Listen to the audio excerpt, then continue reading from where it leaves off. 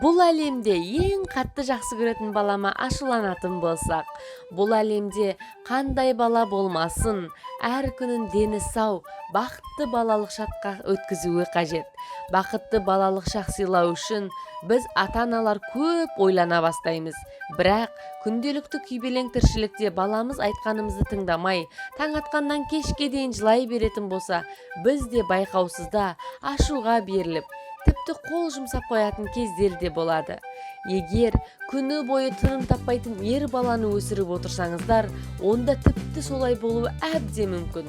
Ұйықтап жатқан баланы көрген кезде ең әдемі кез деп ойлауларыңыз да мүмкін. Әлемдегі ең әдемі, ең сүйкімді баламызға ашуланбай тәлім тәрбие бере алатын амал болса, қандай жақсы, я? Балаларымыз өсіп, жұрттан сөз естімейтіндей, кім сені тәрбиелеген деген сөзді естімейтіндей тәрбиелегіміз келеді. Сол үшін көбіне ата-ана бала шағасының айтқанның бәрін әперіп тәрбиелеп те жатады. Өзімнің жас кезінде алғым келген заттарды ала алмай, немесе жұрттардың келеке мазағына қалып қойған сәттер есіңізге түсіп кетіп, менің балам олай болмаса екен деген мақсатта балаңызды тәрбиелеп жатқан жоқсыз ба? Мен дәл қазір балама ашуланып отырсам, балаға ашуланып отырғанымды, өзімнің ішкі сезімімді жеңе алмай, баладан ақымды алып отырған жоқпын ба? Бір рет ойланып көрдіңіз бе? Дәл қазір балаңызға немесе өзіңіздің өміріңізге ашуланып отырсыз ба? Соны анықтап алғаныңыз абзал. Баланы ашуланбай, ұрмай-соқпай тәрбиелеудің ең бастапқы сатысы ол өзіңізден бастаңыз. Алдымен ашуыңызды басыңыз. Балаңызға қарап бірінші баса көктеп ұрсу қажет пе? Әлде алдап көндірге болатын жағдай ма? Соны анықтап алғаныңыз абзал. Егерде балаңызға қараған сайын ашуыңызды баса алмай отырсаңыз, артқа қарап 3 рет терең демалып, қайтадан балаңызға қарап көріңізші. Сонда да қатты ашуланып отырсаңыз, онда терезені ашып, таза ауамен демалғаныңыз абзал.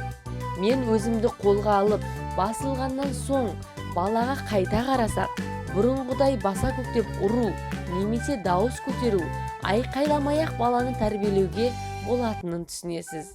Егерде сіз өзіңізді сабырға шақырғаннан соң ғана бала тәрбиелеуге көшсеңіз, онда сіздің бұл әрекетіңіз балаға да жағымды әсер етеді дегені сөзсіз. Егер балаға ашуланып, тіпті қол жұмсағаннан соң артынан тәтті әперіп баланы алдап қойып, бала барлығында ұмытып кетті деп ойласаңыздар, қатты қателесесіздер. Бұл баланың миына қатты әсер етеді.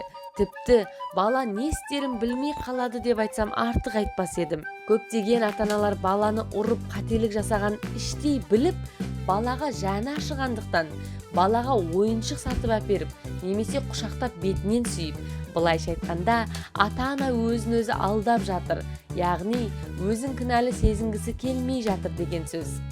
Сіздің дәл осы әрекетіңіз керісінше балаңызды жалтақ, тіпті қорқақ қылатын түсінбейсіз әсте. Егер балаға расында да ашуланатын кез болса, онда балаңызға сіздің ұрысу, ашулану себебіңізді нақты түсіндіріп айтыңыз. Кімдікі бұрыс деп ойламай, тұрып балаға нені дұрыс жасамағанын, неліктен менің ашуланғанымды жақсылап түсіндіру қажет. Олай жақсылап түсіндірмесеңіз, онда бала өзін кінәлай бастайды. Мен ақылды емес болғандықтан, немесе менің қателігімнен мамам маған ренжіді деген сияқты жалпы баланы жалта қорқақ қылып өсіресіз.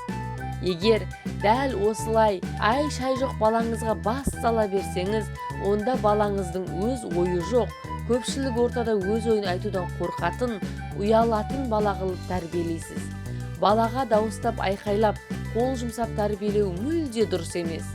Егер дәл осылай баланы беттен қағып өсіретін болсаңыз, онда қорқақ, өзін өзі бағаламайтын, керісінше ата-ананың да айтқанын тыңдамай өсетін, агрессивті бала тәрбиелеп жатырсыз деген сөз. Баламен көп сөйлесу қажет.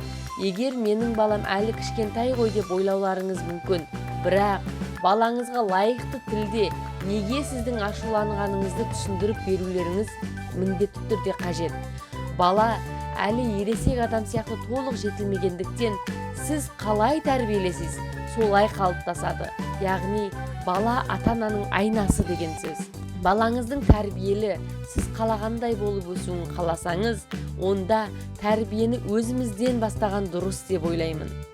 Балаға ашуланбас бұрын, менің нақты неге ашуланып отырғанымды бір рет болса да ойлансақ екен деймін.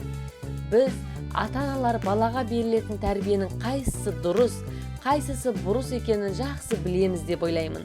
Бұл әлемде барлық балалар жыламаса екен, бақытты болса екен.